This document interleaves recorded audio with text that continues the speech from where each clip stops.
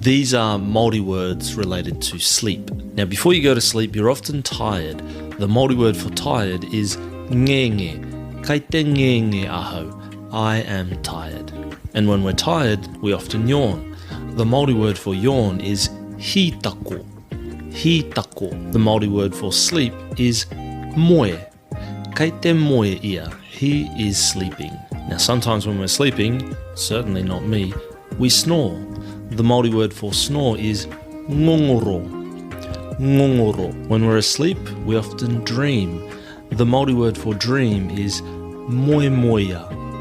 Moemoia. Now, sometimes you have a good sleep, sometimes you have a bad sleep. To describe a good sleep, we can say o, au, o. E-o, tō moe, did you have a good sleep? While a restless sleep can be described as moe titoro. Moe titoro. And when you finally wake up, we use the word oho. Kua oho, to be awake.